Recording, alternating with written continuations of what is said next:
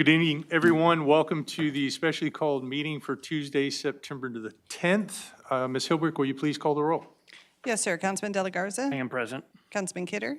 Here. Councilwoman Butler. Present. Councilwoman Scott. Here. Mayor Pro Tem Young. Here. Councilman Lofgren. And Mayor Crocker. Here. Will you please rise and join me for the pledges, followed by a moment of silence?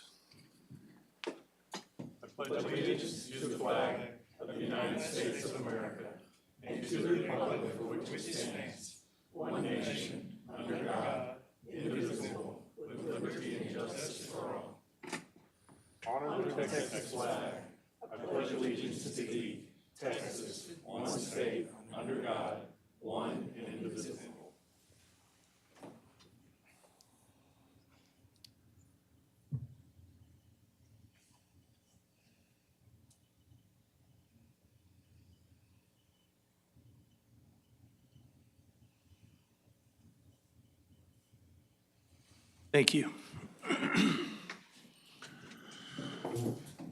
Again, welcome everyone. We will move straight into our agenda, which is item B1, announcements and reminders. Mr. Garza, good evening. Good evening, Mayor and Council. I do have a couple of announcements for this evening, both relevant to this upcoming week. This Friday, September 13th, our municipal court is hosting a car seat inspection event from 9 a.m. to 12 p.m. at the Target parking lot to kick off Child Passenger Safety Week. Caregivers can learn about best practices for child safety seats and find out whether their children are buckled up properly. Each caregiver must bring the child in the child's car seat to the event. Registration is required. Please register at victoriatx.gov/car seat. On behalf of Public Works, we also put out a press release recently. We want to remind the public that our utility division will begin to treat our water using chlorine rather than chloramines. I think I said that right. Chloramines? Chloramines. For 1 month starting Sunday, September 15th. Dialysis patients and residents with aquariums may need to change their pre-treatment processes. The city will switch back to chloramines on Tuesday, October 15th. For more information, contact Public Works at 361-485-3380. All right, thank you very much. We'll move on then to item B2, public and employee recognitions. I think we have a proclamation for American Legion Day. Ms. Hilberg. Yes, sir. Whereas the American Legion was established in March 1919 in Paris, France, by officers and men of the American Expeditionary Forces and subsequently chartered by the 66th U.S. Congress in September 16, 1919. The Legion played the leading role in drafting and passing the Servicemen's Readjustment Act of 1944, commonly known as the GI Bill. And whereas in 1920, the Leon A. Zier American Legion Post 166 was established in Victoria, Texas, and whereas the American Legion Post 166 was founded on four pillars of veterans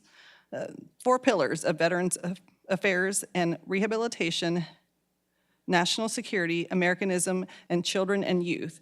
And whereas under the pillar of Veterans Affairs and Rehabilitation, Post 166 is involved in programs such as Military Veterans Peer-to-Peer Network, Crossroads Veterans Center, and Red Cross Veterans Assistance. And whereas under the pillar of National Security, Post 166 encourages members to become blood donors. And whereas under the pillar of Americanism, Post 166 sponsors the Boys and Girls State, a program of leadership and citizenship that focuses on exploring the mechanics of American government and politics. And whereas under the pillar of Children and Youth, Post 166 has a number of youth-oriented programs, including sponsoring a trunk or treat and assisting local Boy Scouts, and Post 166 also offers scholarships for local seniors. Now therefore I, Duane Crocker, Mayor of the City of Victoria, Texas, do hereby proclaim September 16th, 2024 as American Legion Day in Victoria, Texas, and urge all citizens to recognize the achievements that the American Legion has made in our community.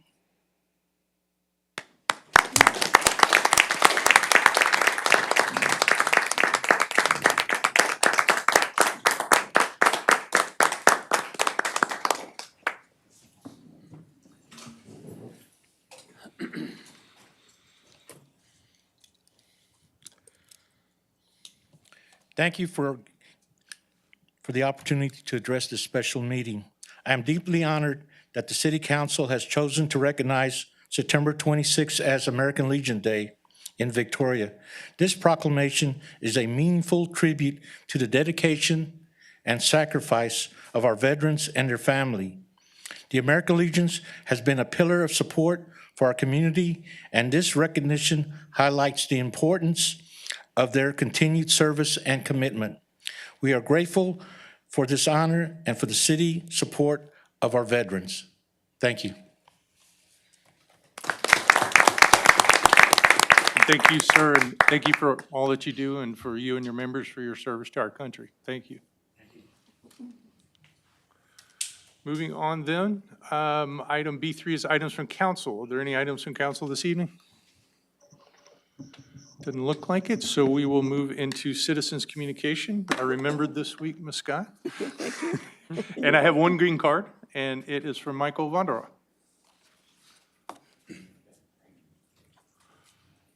Good evening, Mr. Vandera. Good evening, Attorney and City Council. I'm Michael Vondro. I live at 2204 East North Street. I'd like to thank Jesus and Gilbert for putting together something starting in 2025 where the minimum wage for a City of Victoria employee that works full-time would be $15 an hour. And I would like to thank Detective Collins, for getting, the debate going and stuff, that all helped. And I live at 2204 East North Street, and avalanche almost sunk my car. They're fixing the plumbing pipes, and lucky for me, I moved it a couple hours before it happened, but it's a 16-foot trench about a foot deep and about 3 foot wide, and their answer is to put dirt in it and then put a fence, a plastic fence up so I can't get my car in it. And, I'm paying $410 a month lot fee, and there's 32 units, so 410 times 32, that's about $13,000 a month he's making, and he's not giving us no service. They can only use it's too hot and it rained as an excuse for so long. And they work 1 to 2 days a week, and that's it. And with the exception was Thursday, Friday, and Saturday, and that's only because Rick called him and asked him to come, and because that's a safety issue. You get in a car engulfed in a landslide, and firefighters can't really come through there, or paramedics or police. I mean, it's nothing but a mud pit. It's not a mud pit today because it didn't rain, but I do expect more service. Because he's a distinguished personal injury attorney. And I expect more from, a white-collar worker with a suit and a tie.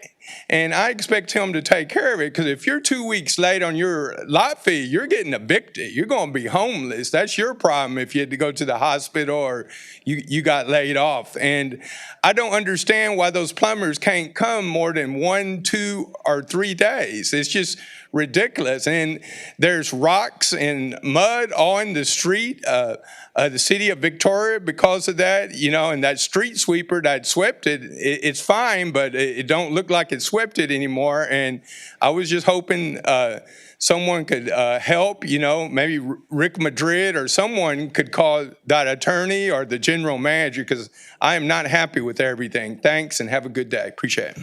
Thank you, Mr. Bonner. That was the only card that I had for this evening, and so we will move on then to item C, which is items with public hearings. Item C1 is a budget hearing, budget public hearing, sorry. You need some water? No, I have something. Okay.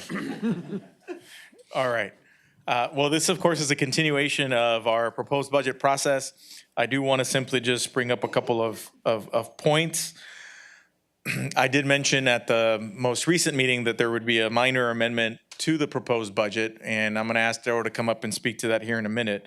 But before I ask him to come up, I do want to go over and highlight, no pun intended, the proposed budget highlight document that we distributed just right before this meeting. Consistent with previous years, this document attempts to provide a high-level overview of the proposed budget. You will see that this figure now surpasses 194 million because of the amendment that Darryl will talk about here shortly. This figure was just shy of 194 million previous to this change. But nothing else really significantly changes. The first page of this document simply provides the overview of the holistic budget, an overview of the general fund, a little high-level overview of where we stand on sales tax and property tax, as well as it references the proposed tax rate of 0.4707. On the third page of this, or on the right-hand side of this document, we have an overview of all the CIP projects at the top of this page that again attempts to simply summarize all the projects that are budgeted in fiscal year 25. Now, it's important to note that oftentimes when projects are budgeted in a particular fiscal year, it doesn't necessarily mean that they're completed in that year. As you know, these projects takes time to bid out, and definitely once we start construction, sometimes it can take a while before the project is complete. But nonetheless, the CIP budget for fiscal year 25 is $4.5 million, and this provides an overview of that. I won't go through it in detail, but please go through it at your leisure. At the bottom of this page, we decided that it would be appropriate to include a brief update on a couple of master plans that we're going to begin to talk about to a significant degree over the course of the next few months. And so we felt it was appropriate to simply bring back the topic of the sports facility assessment as well as the community center master plan. You'll be receiving a more thorough update on those two plans and a recommended path forward at our September 29th workshop later this month. And finally, on the backside of this page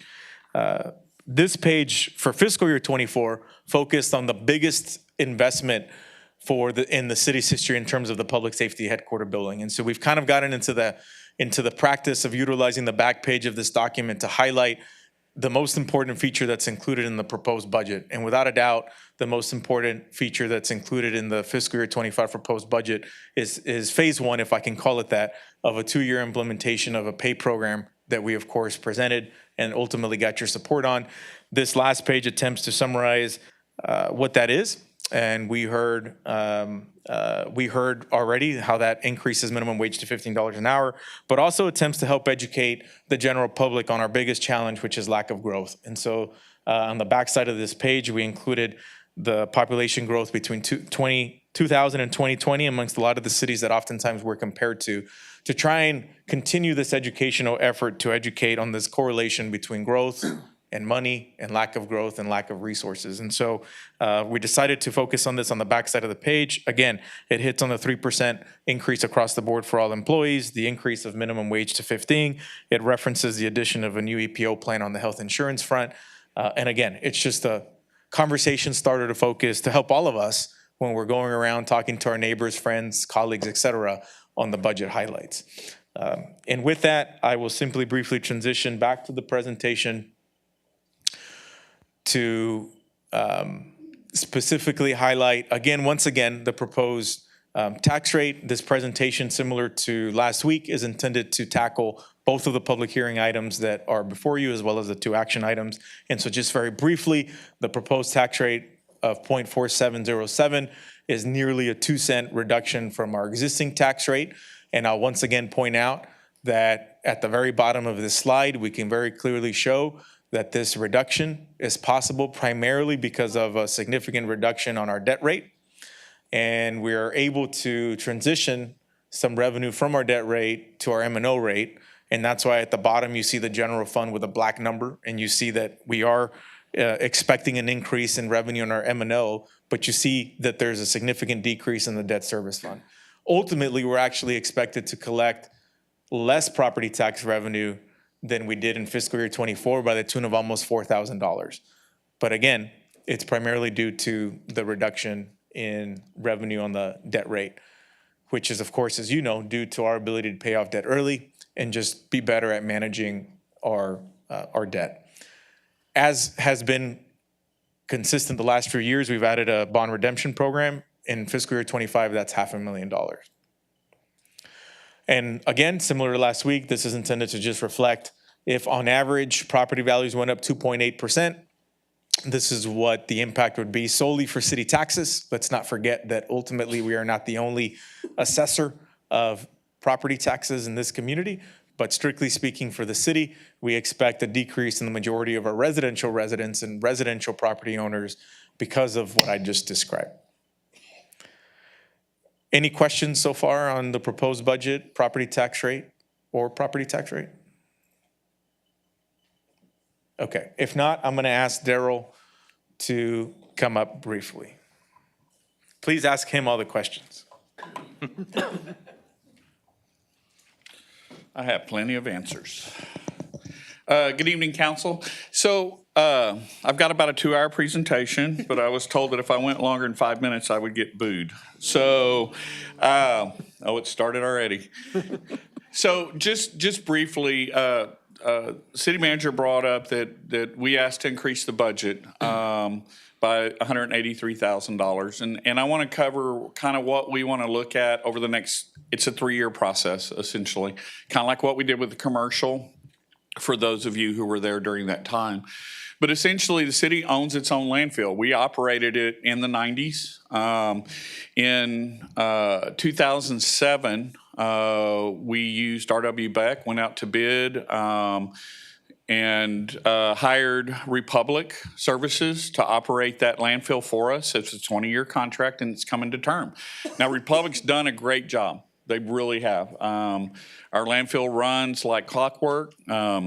We have a few issues now and then with rain and different things, but they've done a really good job of running it. And it brings in, or has brought in, about $18 million in revenue, which really goes to the general fund on an annual basis.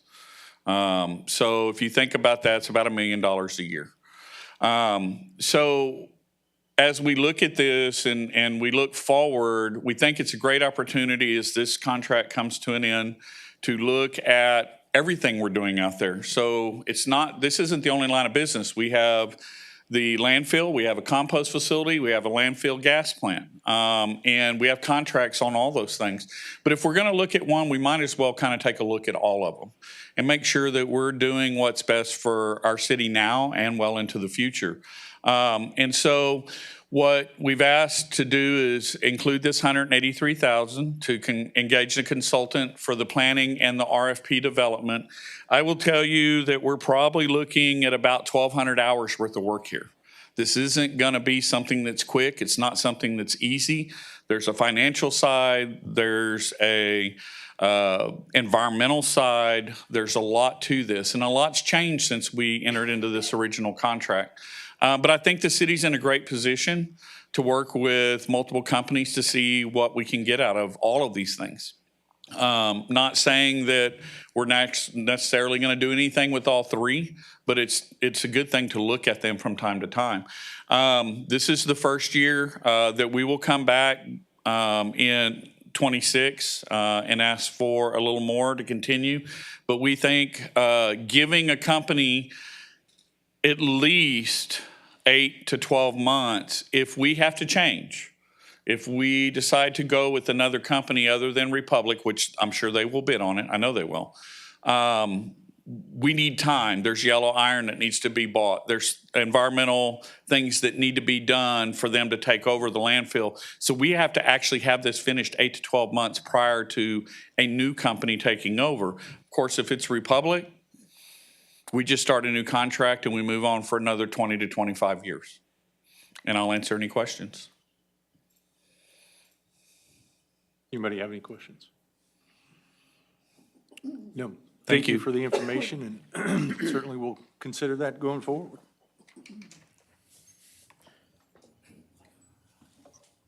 And that's all we have. So once again, happy to answer any questions that any of you may have on anything.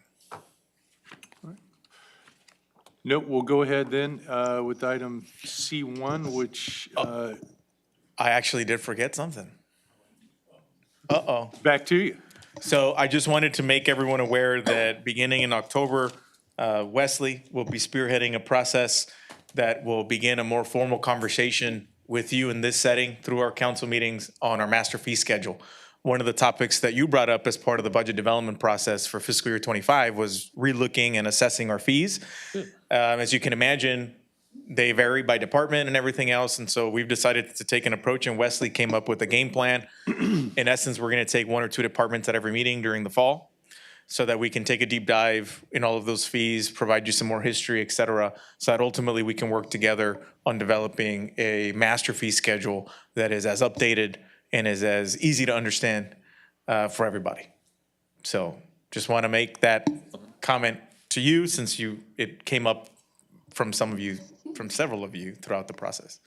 No, that's, Wesley, thank you for coming up with that idea and keeping him straight, because I think that'll be helpful for us, to have that information put Yeah, together. 100%. All right. All right, then. Moving on then to C1, I will open up the public hearing on the proposed budget. If anyone would like to speak to that, please come forward at this time. Seeing no one, I will close the public hearing, and I will move on to item D1. Item D1 is an ordinance approving and adopting a budget for fiscal year beginning on October 1st, 2024, in a total amount of $194,116,623. And this item is on second and third reading.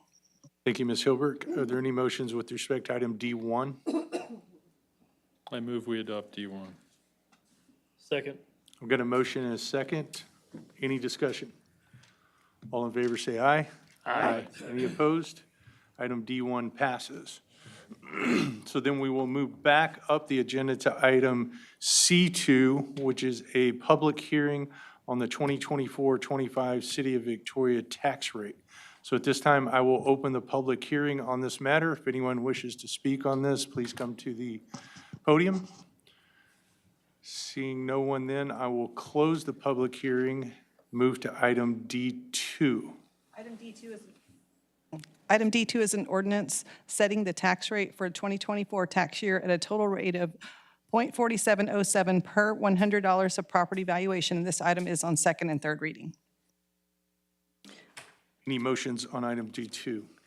I move that the property tax rate be increased by the adoption of a tax rate of 0.4707, which is effectively a 0.09% increase in the tax rate.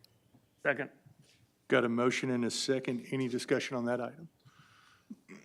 I just want to point out before we vote, to echo Mr. Garza's presentation, that the actual total tax rate, the M&O, and the debt service tax rate will actually lead to a reduction in the amount of revenue for the city coming this year. And given the economic challenges that we have right now in the nationwide economy, I'm very proud of the work that's been done on this budget, and I think it's a very fiscal, conservative, and appropriate budget for what we have ahead of us this year. So thanks to everyone for the work you put in on it.